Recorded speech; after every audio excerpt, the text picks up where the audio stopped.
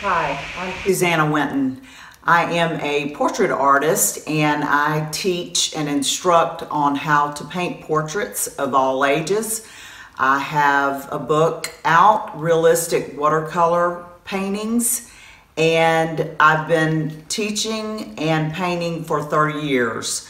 Today I'm going to be painting a little girl that has an olive complexion with dark hair and brown eyes. So if you'll join me now, I'm getting ready to start and I'll tell you a little bit about my palette and the colors I'm going to be using, and then we will get started with it. Okay, so a little bit about my palette to start with. My palette is broken down into 4 squares. And I like to keep my light flesh colors separate from my darker flesh colors. And then I have some blues and a yellow over in another section of my palette. So the first square has a little bit of yellow ochre, Windsor yellow, and opera rose. And then for my darker flesh colors in another square, I have French ultramarine, alizarin crimson, burnt umber, and burnt sienna. On another square, I have Windsor blue, cobalt blue, and another little amount of Windsor yellow to mix greens, because I don't like to mix the Windsor yellow that I'm using for my skin tones to make a green, because that can muddy it up over on my flesh side. So when we started on the painting, it's kind of midway. So let me go ahead and tell you what I've done so far. So I always begin my portrait with the background. So I started with a little bit of ochre and cobalt blue as I started at the bottom left side of the figure and moved my way around to the top and to the other side. Alternating those 2 colors. So then once that was dry, I began by painting the face, the skin tones. The first wash on the face that I used was yellow ochre and opera rose. And I may have dropped in just a little bit of cobalt blue in the very highlighted areas or where I saw blue. And I drop it in like a jewel and kind of let it move out. You have to do this in the very beginning, because if you put blue on after your skin tone's dry, you're going to get kind of a gray color that you're not going to want to get. So once I got my initial wash on of the yellow ochre and the opera rose, and dropping in the blue, I let that dry. And then I moved to a more transparent yellow, which was Windsor yellow and opera rose. And I worked with Windsor yellow and opera rose in the skin tones as well as the hair, using cobalt blue and the highlights of the hair. And then I would move to the mid-tones. I used a little bit of burnt sienna and Windsor yellow with a little bit of opera rose on top to get into my midtones. For my shadow color, I used French ultramarine and alizarin crimson. I also used in the lighter shadow areas, cobalt blue and opera rose. So it depends on the value of the shadow. If it's not real dark, then I would use the cobalt and the opera. If it's a very dark area, I would use the alizarin and French ultramarine.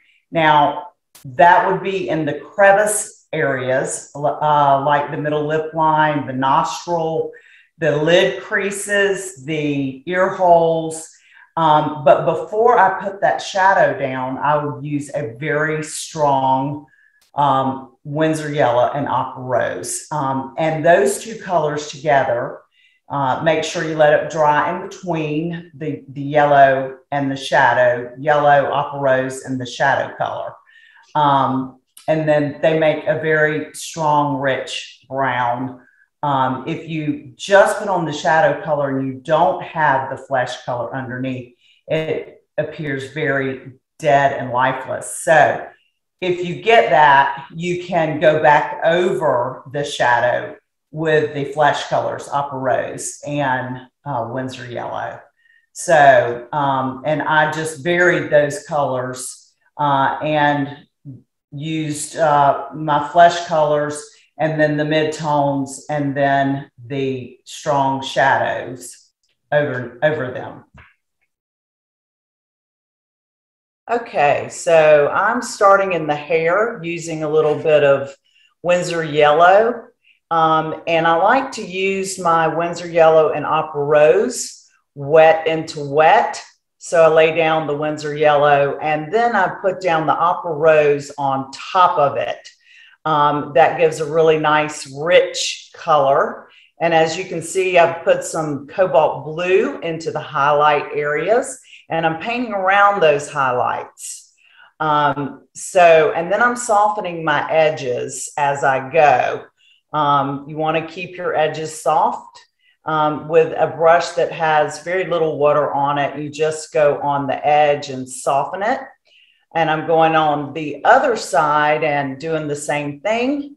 I'm laying in the Windsor Yellow and Opera Rose on top of it, wet into wet. This is also how I apply my skin tone colors, wet into wet. I feel like they give you the nicest, richest color that you can get. So just making sure I'm softening all my edges, adding a little bit of color to the shoulders now with the Windsor Yellow and Opera Rose. And while that's wet, I can go in and do that as well. And I've added in some purple up and around the ears and in the part area with French ultramarine and burnt umber, and an occasional alizarin crimson mixed in with that as well. So that's what I use for my darks in the hair, my shadow colors in the hair, which is also the alizarin crimson and French ultramarine are nice in the hair as well. So a variation of all of those colors. But the alizarin crimson and French ultramarine is also what I use in the skin tone color for the shadows. Now on the neck, I'm adding some Windsor Yellow and Opera Rose, painting around my highlights as I go. Softening my edges so that that's very important in portraiture, keeping your edges very soft. The only time I put the really hard edges in are more toward the end of the painting. You will have a little bit of a hard edge for the lash line and that kind of a thing, but mostly you have pretty soft edges. And you can build and build and build with these colors. I'm adding more Windsor Yellow and Opera Rose to the forehead. And I paint with a lot of layers, painting around the highlights. Now I'm adding that around the lip and the nose area, same two colors. This is using a very limited palette. Creates a very harmonious painting. The same colors that I use in the skin are also used in the hair. So careful to paint around your highlights so that you have shape and form in the face. So you want to just be careful to save those. That's the hardest thing about watercolor, is saving the highlights. So I'm going to dry this really quickly so that I can move on. I like to make sure I dry my painting in between layers. If I have time, I don't have to do that. I can simply work on something else or move to a different area. Sometimes you have to use a dryer, especially when you're doing a demonstration. So, see what we're doing here.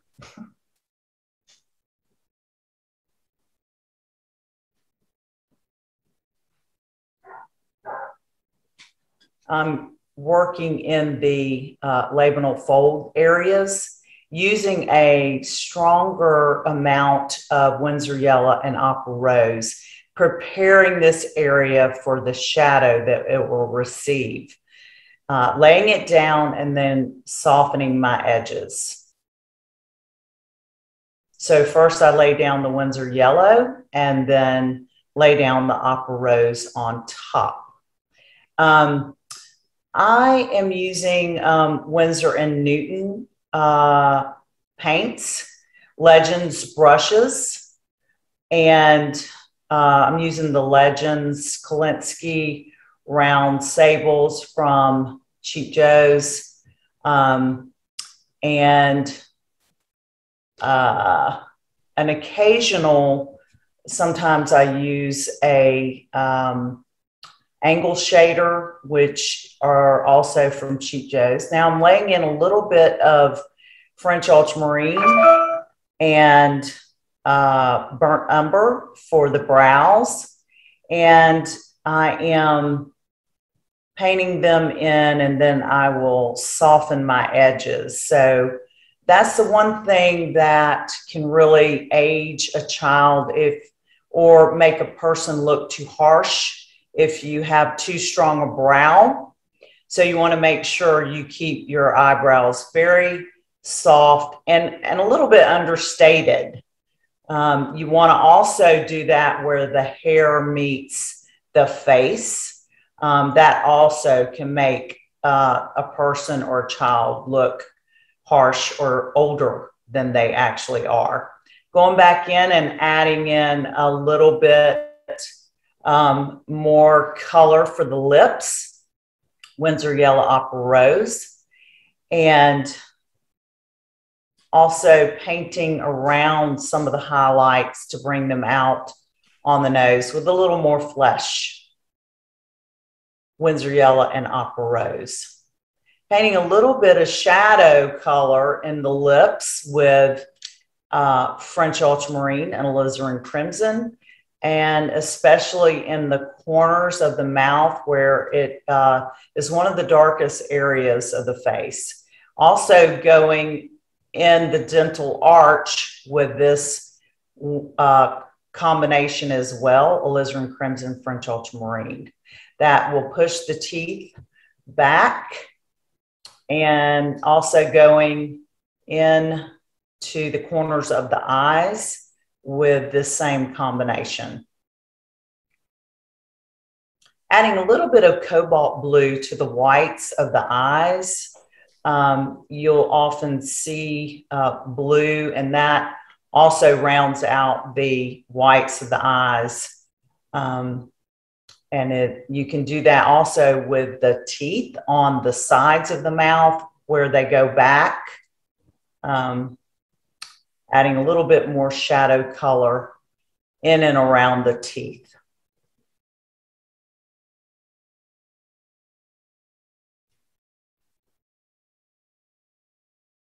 Adding a little bit of shadow, continuing inside of the mouth and darkening the corners of the mouth and in and around the teeth.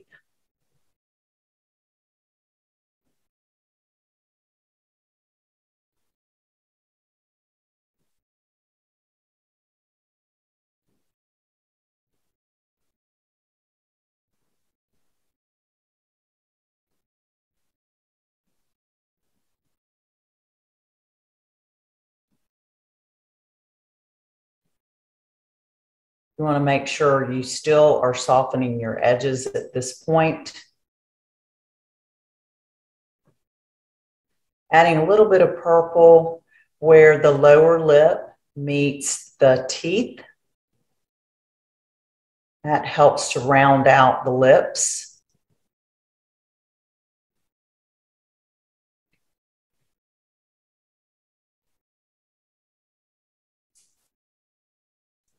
And I'm adding in a little bit of French ultramarine and alizarin crimson to darken the hair. And because we have the flesh color down, that warm will show through and look very nice underneath this purple.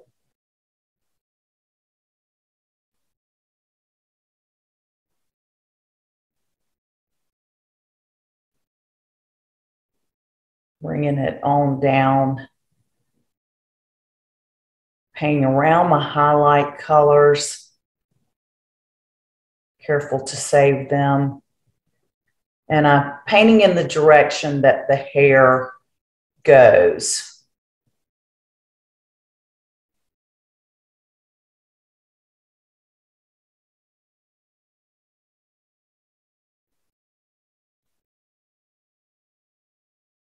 Lots of different colors that are in the hair, going back up and around some of my highlight colors, some of my highlights.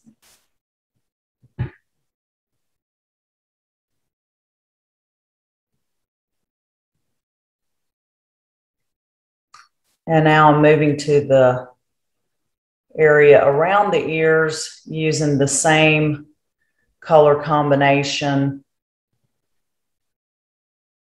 And taking my brush on the tip and kind of drawing in the strands of hair so that I can get good detail with that. And then going back and softening my edges.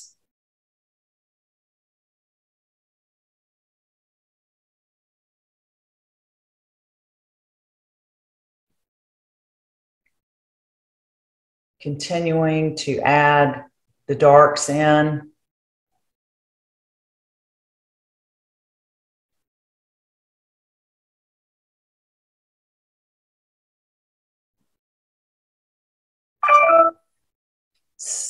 Carefully keeping it soft around the face.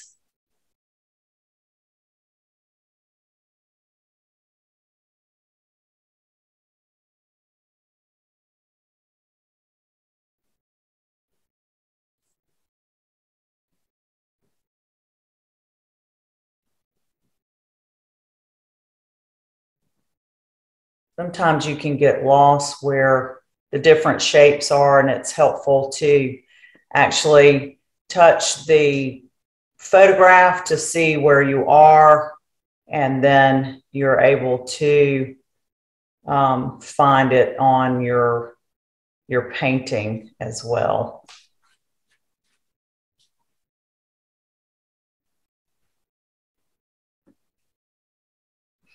Going back in, adding some extra darks where I see it in the hair.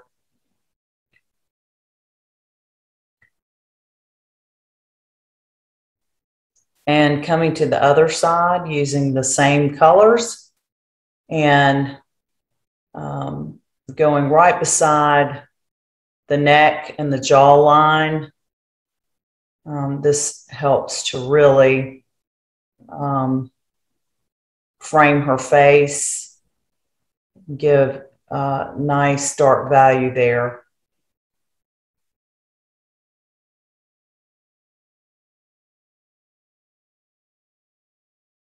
Just painting the shapes I see.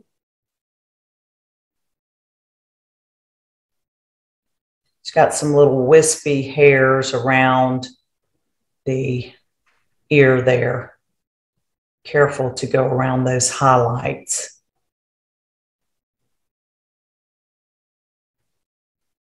Can just keep painting and softening my edges as I go, moving down into the other area of the hair.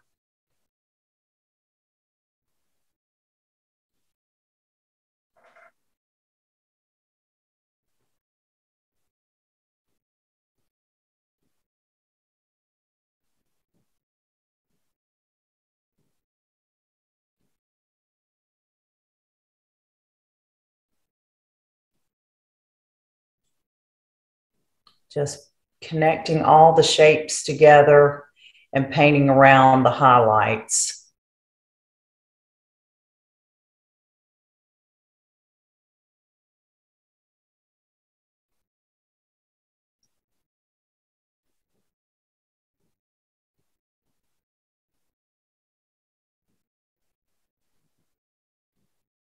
Softening my edges.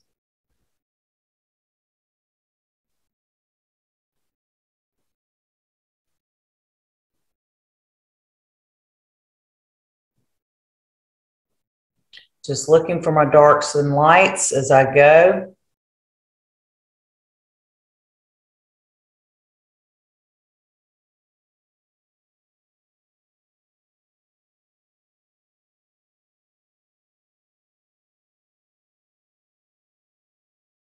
I want to keep the hair soft toward the subject's neck as well.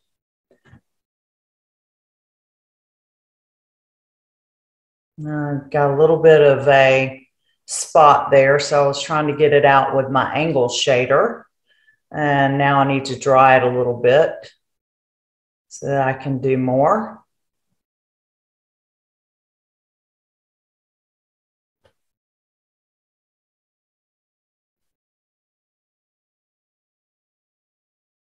Trying to round out the jaw. I use on the jawline alizarin crimson and French ultramarine as well. So adding in some darks in the crown of the head and the side, painting around the little barrette that she has in her hair.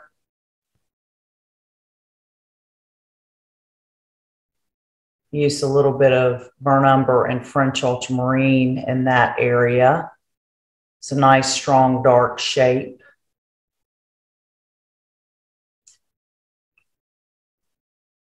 For her eyes, I also painted the iris with Windsor Yellow and Opera Rose, and I let that dry.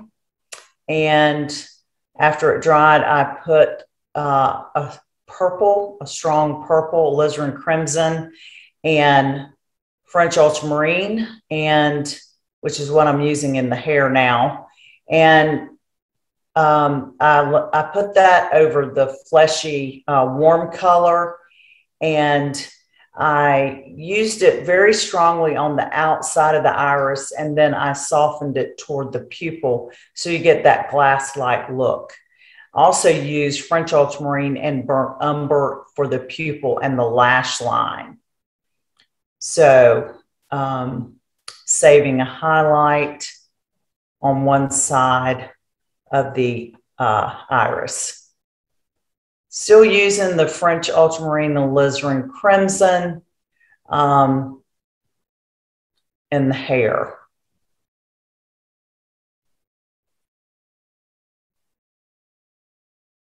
Painting around the part.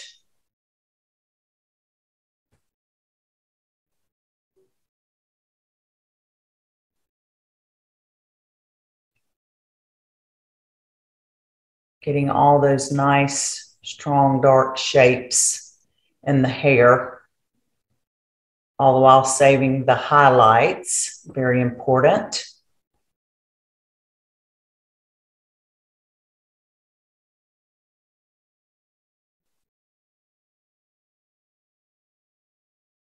The paper that I'm using is Arches 300 hot press. So it's the smooth paper. It lends itself very nicely to children's portraits, and I like to use it for other things as well. Still putting in my darks and softening my edges. Putting a little shadow on her face. This is a little stronger shadow here, so I did use alizarin crimson and French ultramarine on this side of the face where it's a darker shadow.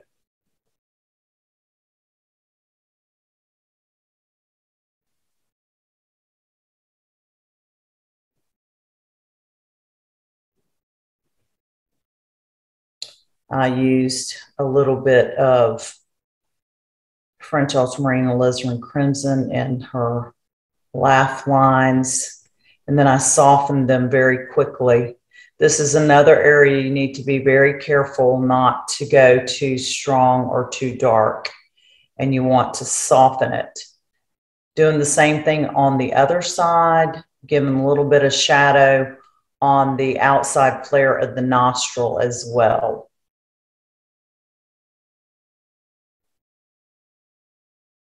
Softening it toward the mouth.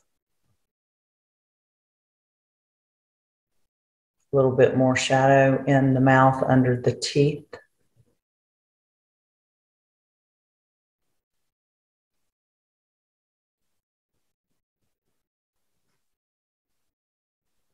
Going a little darker still in the hair.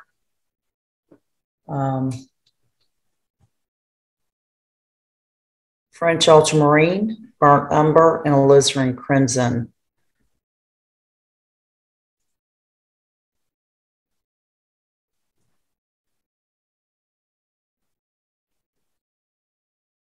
And I'm doing the same thing on the other side.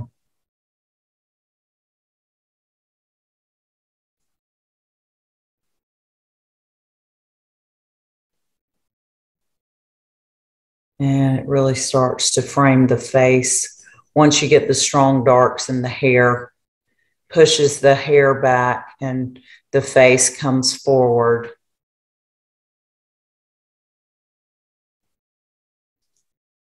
Use those same strong darks up in the top portion of her hair.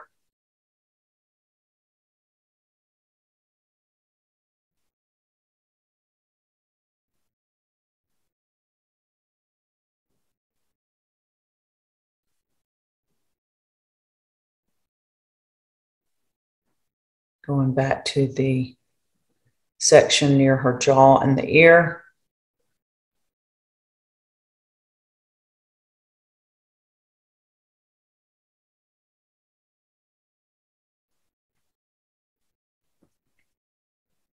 And now moving to the other side, darkening the hair still with the French ultramarine, burnt umber, alizarin crimson mixture. Softening my edges as I go.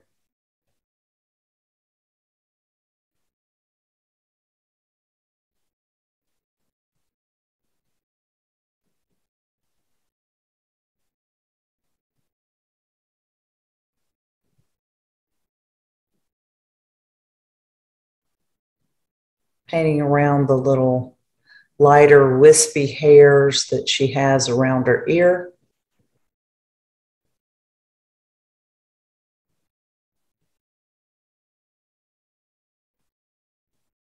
And then softening them.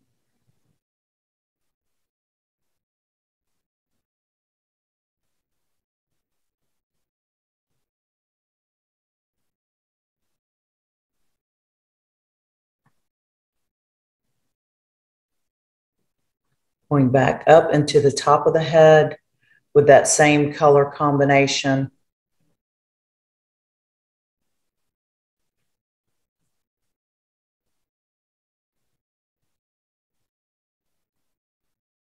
Continuing to darken the value.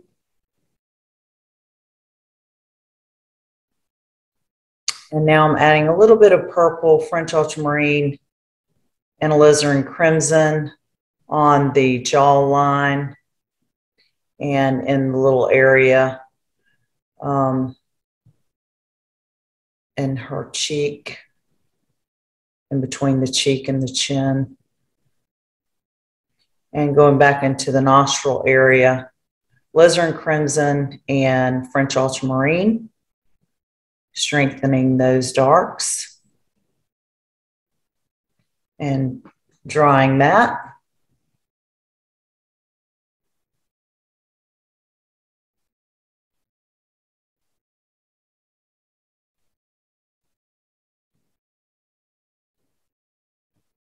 Adding a little more.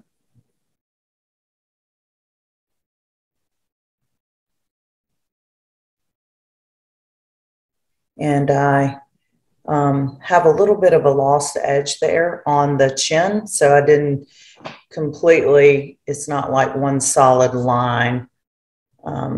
That's what you want to have some lost edges, some found edges. So that is what your end product looks like. And thank you for painting with me.